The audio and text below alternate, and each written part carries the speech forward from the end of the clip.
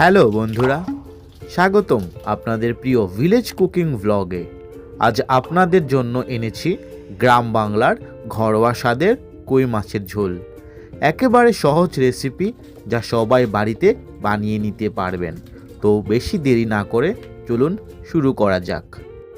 জ্যান্ত কই মাছগুলোকে কেটে ভালো করে ধুয়ে নিয়েছি। এবার মাছগুলোতে লবণ এবং হলুদ মাখিয়ে নেব।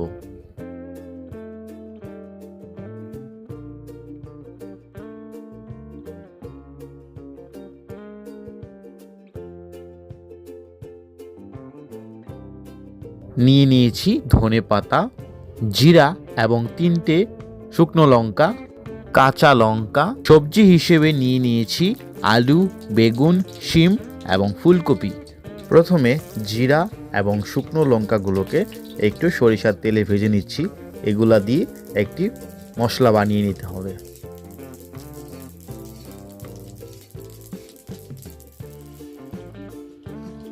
এবার কই মাছগুলোকে ভাজার জন্য কড়াইতে দিয়ে দিয়েছি আরও কিছুটা সরিষার তেল।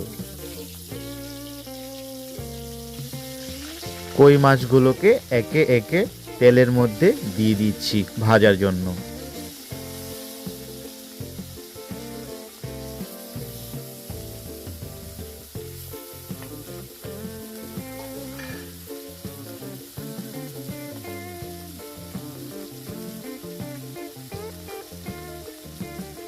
মাছ উল্টানোর সময় খুব সাবধানে করবেন, কারণ কই মাছ খুব নরম হয় আর তা ভেঙে যেতে পারে। হালকা সোনালি রং হয়ে এলে একে তুলে নিন।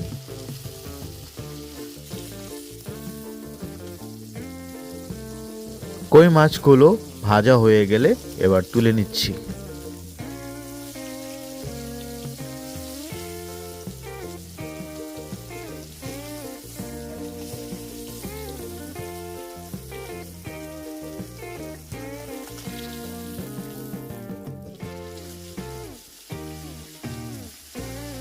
ফুলকপিগুলোকেও একটু ভেজে নেব।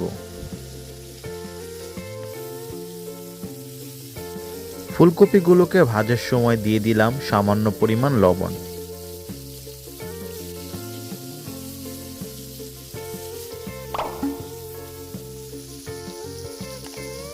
ফুলকপিগুলো ভাজা হয়ে গেলে এবার সেগুলোকে তুলে নিচ্ছি। এবার কড়াইতে দিয়ে দিচ্ছি আরও কিছুটা সরিষার তেল। তেল গরম হয়ে গেলে দিয়ে দিলাম জিরা,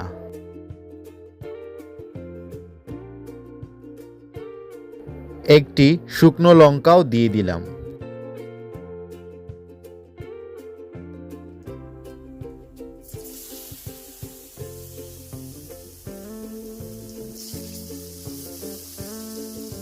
জিরাগুলো ভাজা হয়ে গেলে এবার আলুগুলো দিয়ে দিচ্ছি।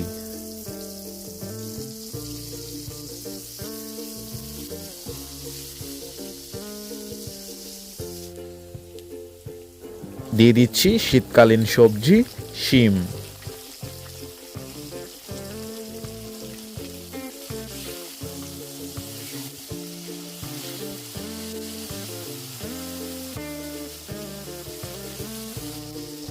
বেগুন,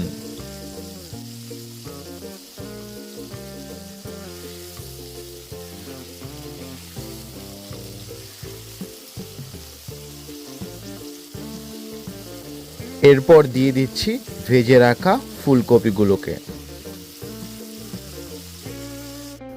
হলুদ আর ধনের একটি পেস্ট বানিয়ে নিব। দিয়ে দিলাম স্বাদমতো লবণ।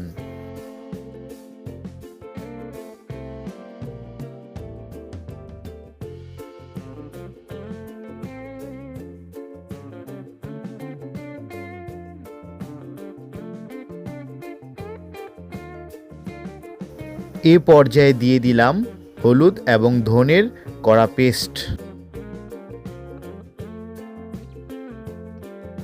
এবার ভালো করে নেড়ে নিতে হবে, যাতে সবজিগুলোর সাথে মশলা ভালোভাবে মিশে যায়।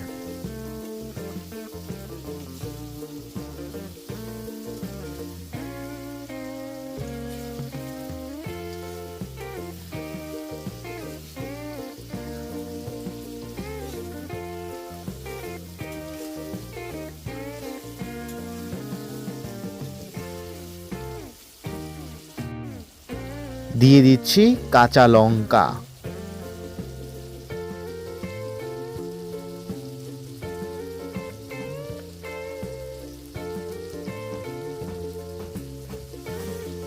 ভালো করে কষিয়ে নিতে হবে।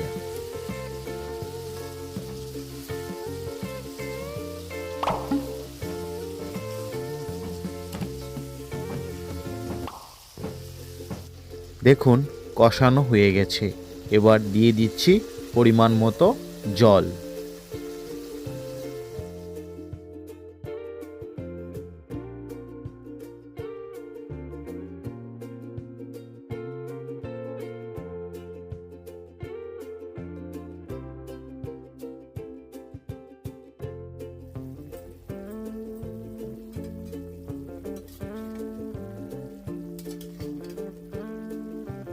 ঝোল ফুটতে শুরু হয়ে গেলে এবার দিয়ে দিচ্ছি ভেজে রাখা কই মাছগুলোকে।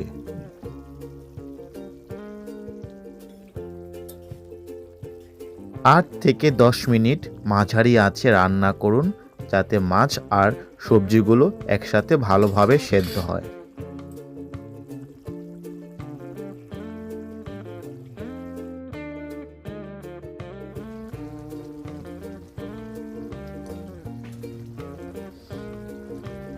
এই পর্যায়ে দিয়ে দিচ্ছি জিরা এবং শুকনো লঙ্কার বাটা, যেটা আমি প্রথমেই ভেজে নিয়েছিলাম। তারপর ওটাকে পাটায় বেটে একটি পেস্ট করে নিয়েছি।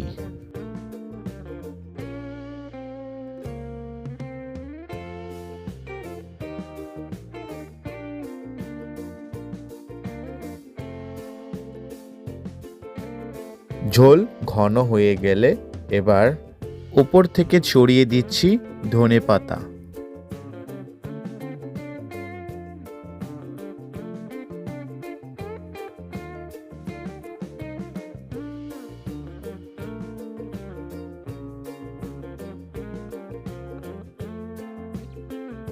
এই তো গরম ভাতের সাথে পরিবেশনের জন্য একদম প্রস্তুত আমাদের কই মাছের ঝোল।